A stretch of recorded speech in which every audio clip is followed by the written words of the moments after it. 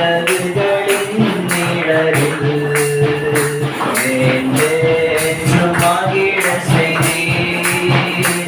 இந்த சிறகுகளின் நிழலில் என்றென்றும் மகிழ செய்தீர். தூயவரே துணையாளரே துதிக்கு பாத்திரரே.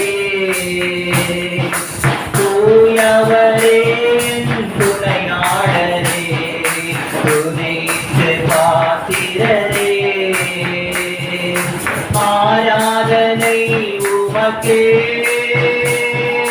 ஆராதனை